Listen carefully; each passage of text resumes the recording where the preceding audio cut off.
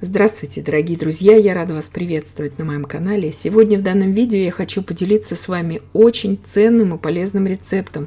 Это рецептом белково-заварного крема итальянской меренги на агар-агаре. Для многих этот рецепт это просто будет открытие, потому что этот крем будем готовить обычным маломощным ручным миксером. Получается он мега глянцевым, без разрывов, без пузырьков. И самое главное, что этим кремом мы сможем потом впоследствии работать на протяжении нескольких часов, что не скажешь об обычном белковом креме. Он идеально подходит именно для цветов, для украшения тортов.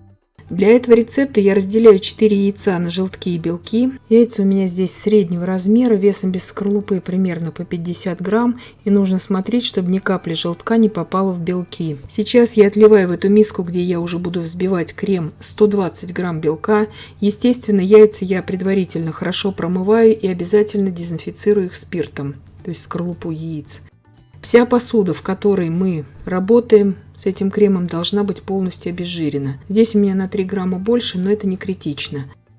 240 грамм сахара я беру, то есть вдвое больше, чем количество белка. Добавляю туда 80 грамм воды. Именно в граммах говорю все, чтобы вам удобнее было. И добавлю туда 1 чайную ложку без горки агар-агара. Примерно это будет 1,5 грамма агар-агара. Сила геля агара здесь у меня 900, то есть стандартный агар-агар. Эта величина не показывается на весах. Сейчас все перемешала и иду на плиту уже варить этот сироп. Белки также уже ставлю рядом, чтобы мне удобно потом было все это взбивать. Как только у меня сироп закипел, начинаю взбивать белки. То есть сироп должен полностью закипеть, не просто с одной стороны. И я его периодически перемешиваю именно из-за того, что он содержит в себе агар. Потому что если был бы просто сироп, мы его не перемешиваем для белкового крема. В белки я добавляю пакетик ванильного сахара 8 грамм.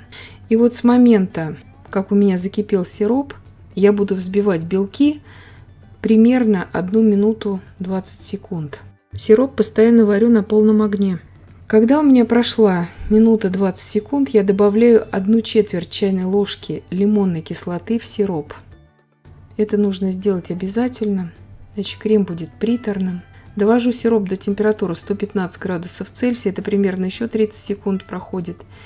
И вливаю тонкой струйкой бережно с края в белки, постоянно взбиваю белки на полной скорости, на самой высокой скорости. Сироп вливаю в белки. Естественно, это удобнее всего делать в планетарном миксере, но показываю для тех, у кого очень мало мощный миксер, как вот здесь у меня в видео, чтобы вам все было понятно. И с того момента, как я ввела сироп в белки, я взбиваю все это примерно 1 минуту 40 секунд.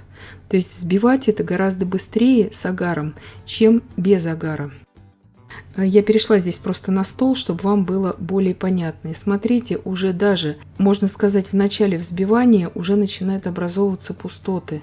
То есть это характерный признак того, что в принципе крем уже становится устойчивым, белково-заварной. И потом впоследствии этот крем, самое главное, я считаю, потом остается очень долго работоспособным, скажем так.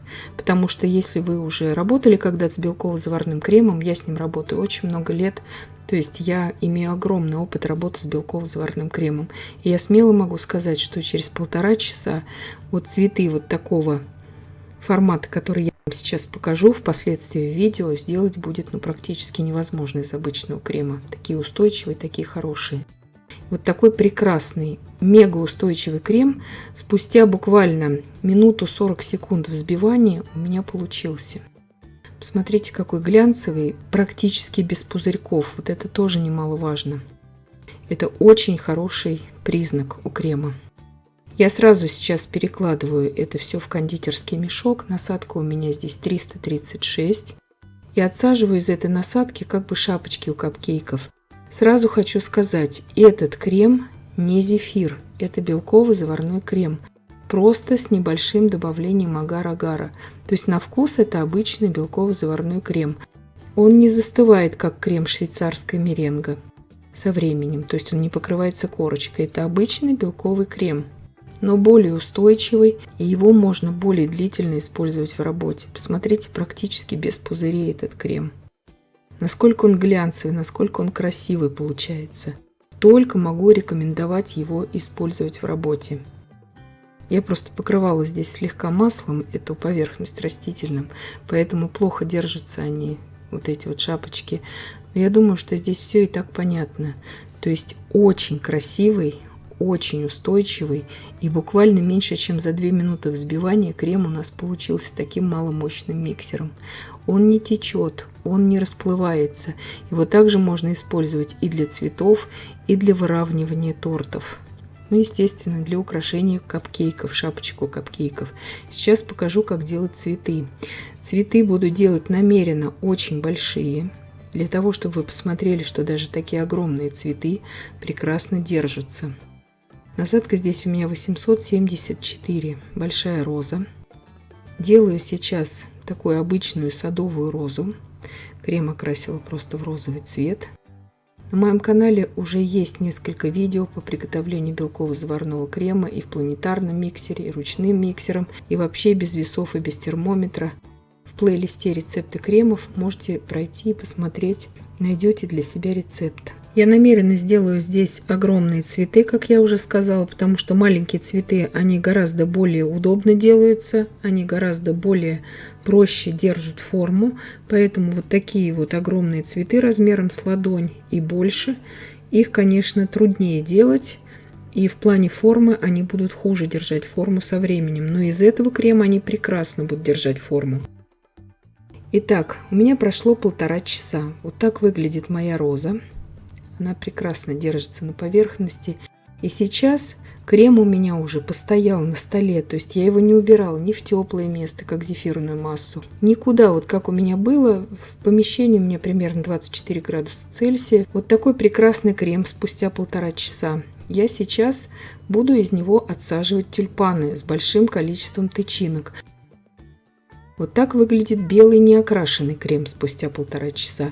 Специально здесь я вам тестирую, чтобы вам все показать по-честному, чтобы вы сами во всем убедились. Отсажу вам также шапочки у капкейков как бы. Из такой очень рельефной насадки. Насадка у меня здесь 7 FT с очень большим количеством зубчиков. И посмотрите, какой прекрасный рельеф держит спустя 1,5 часа этот крем. Превосходные получаются шапочки. Ни разрывов, ни пузырьков, ничего нету в креме. Благодаря вот этой вот малюсенькой ложечке агар-агара. И сейчас я отсажу тюльпаны. Вот из этого постоявшего розового крема. 1,5 часа у меня прошло. С огромным количеством тычинок. Ни один тюльпан не сомкнулся. Смотрите, как прекрасно держат форму эти тюльпаны. Из уже хорошо постоявшего крема. Думаю, что многие, кто отсаживали тюльпаны, особенно новички, они знают, что очень сложно даже из свежеприготовленного крема отсадить сразу такое количество тюльпанов с таким количеством тычинок. Здесь же все отсаживается превосходно.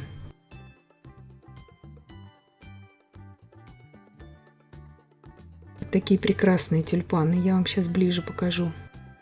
Они прекрасно держат форму, они практически не содержат в себе больших пузырей воздуха. То есть крем не вспузырился после такого длительного стояния просто на столе.